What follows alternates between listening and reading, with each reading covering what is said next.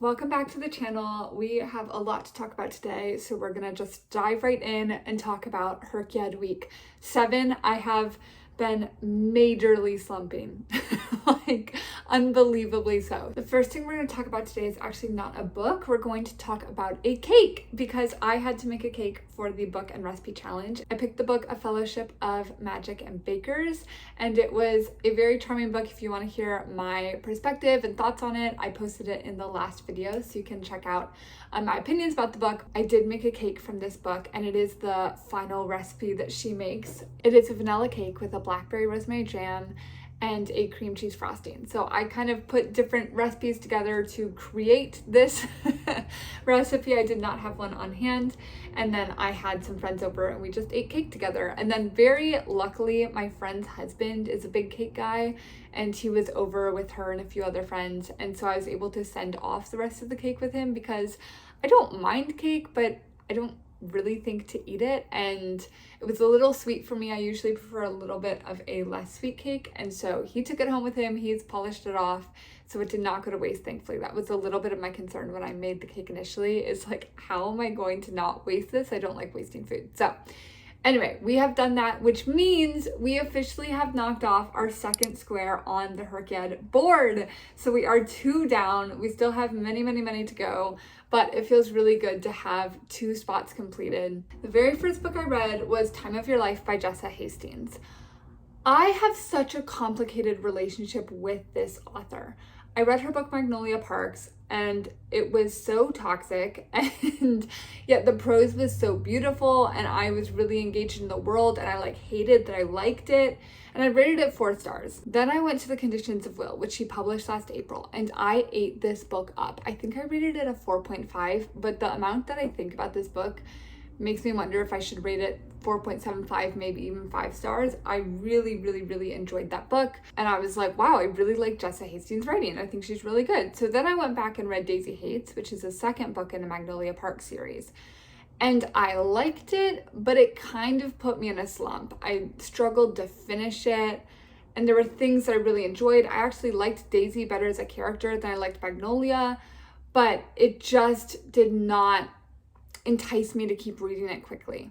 So then it came to Time of Your Life, and I wasn't super eager to read this book, but it was published within the last 30 days, and as we know, I have to read a new publication every month, and so I was like, okay, we're just gonna read this book. That's fine, we'll count it. The amount of times I would have DNF'd this book if I hadn't been required to complete a monthly debut or a monthly release.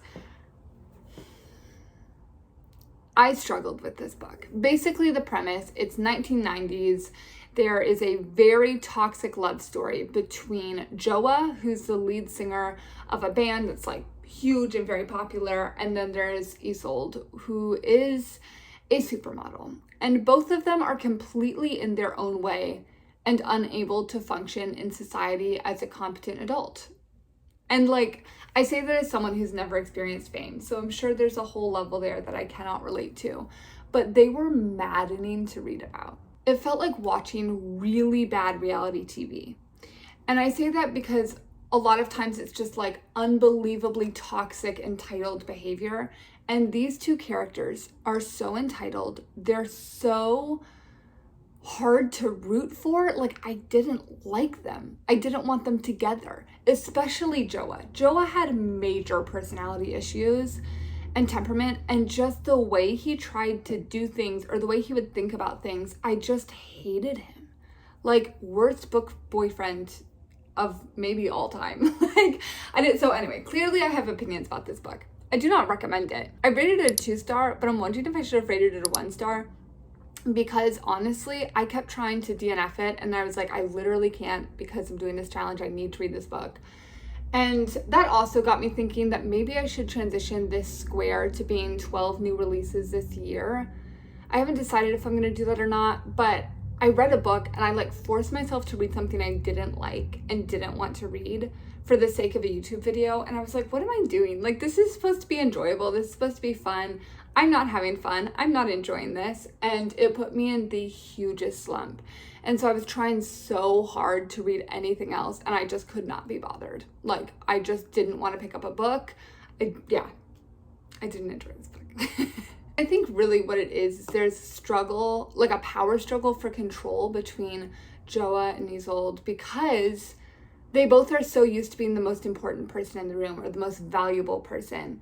And so when they come together, they collide, and it's like this corrosive, crazy, toxic chemical reaction that happens.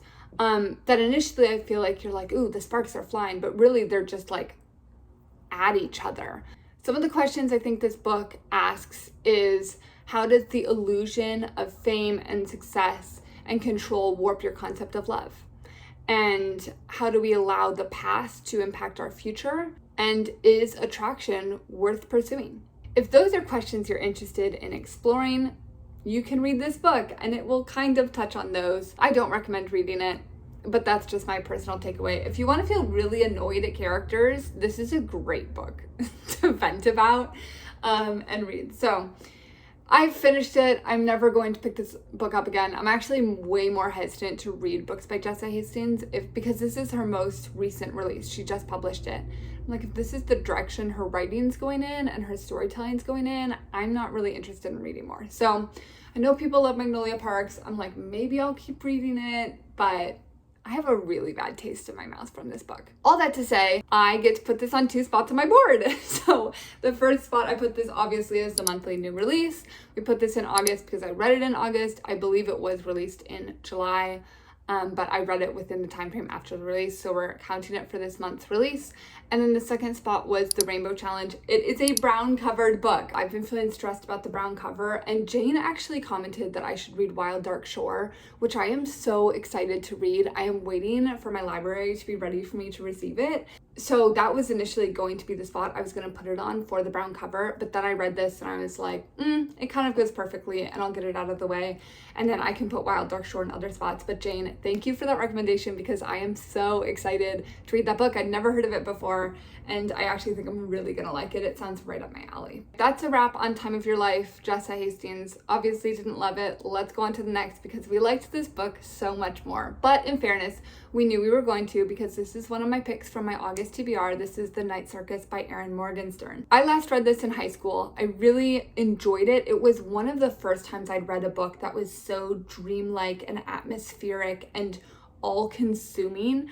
I read the book and I was just so engaged in the book that reality was a complete other dimension. I was not existing in the world. I was only existing in this book.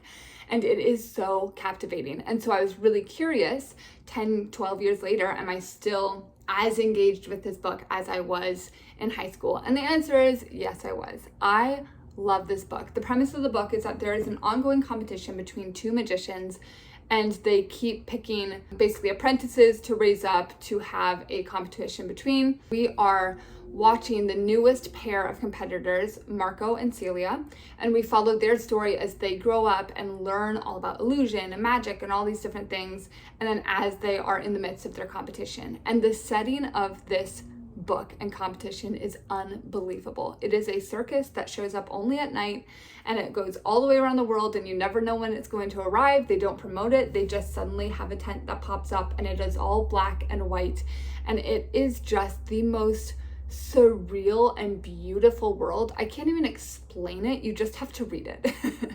And it is so beautifully written, and there are multiple perspectives that you get as you read this book. So you get the perspective of the magicians, Celia and Marco. You get the perspective of the circus performers. You get the perspective of the circus goers, the people from the town who are walking throughout and experiencing it for the first time. And it's just such an interesting, all-consuming read, and I kept this rating at a 5 stars. I still loved it. Part of that may be nostalgia. Maybe if I read it now, I'd bring it down to a 4.5, but I'm keeping it at 5 stars because I was engrossed again. I enjoyed it again. I'd recommend it again. It did not decrease in value on the second read through. So definitely recommend it. And the questions I think this book seeks to ask are, can love flourish within rivalry?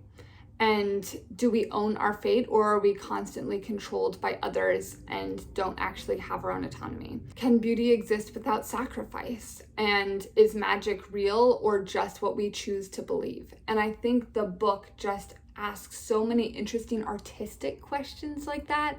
And I really just loved it. I loved it. It stood the test of time. I still love this book. So obviously we put this in the favorite 3 read category. This also was on my August TBR, so it is checked off. I have 1 more book done. I actually only have 2 books left on my TBR, which is crazy. I did not anticipate this being the month I did a full TBR sweep, which is why I've not been putting it in the TBR spot.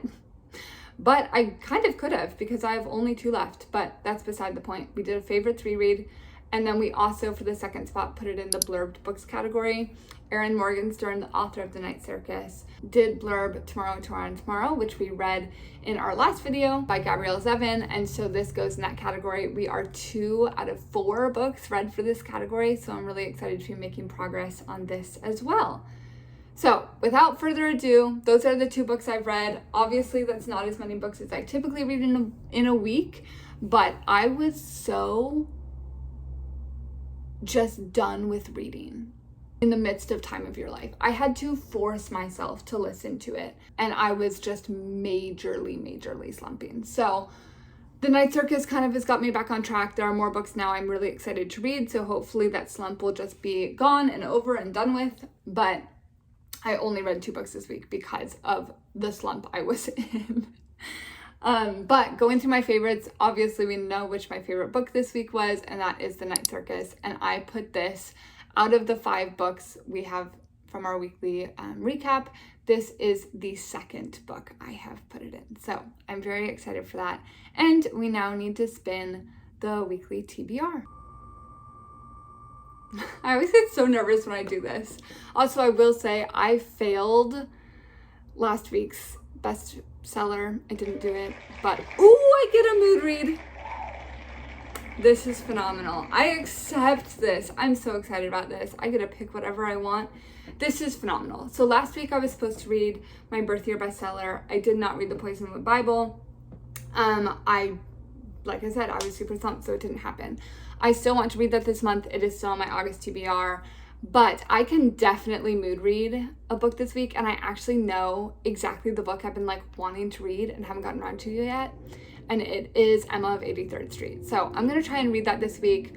Potentially also read The Poisonwood Bible, because I've been wanting to read that and needing to read that for a while, but I'm okay with this. I'm excited to read just a mood read book. I'll take that. That doesn't happen very often, I feel like. And that brings us to the end of the video. So we have read 16 books. We have completed 2 bingo spots now because we did make the cake, and we have completed our 7th week of this challenge out of 52. And I know it sounds like we have so much time, but the fact that 7 weeks have already gone by that quickly is kind of blowing my mind. If you want to see more content and follow along with my check-ins, I post every Wednesday, and I'm really enjoying myself. I'm new to YouTube, but I'm having a good time, and I just love engaging with you guys in the comments.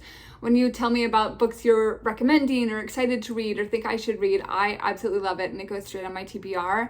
So please let me know what you recommend, and keep reading, keep resting. I'll see you soon.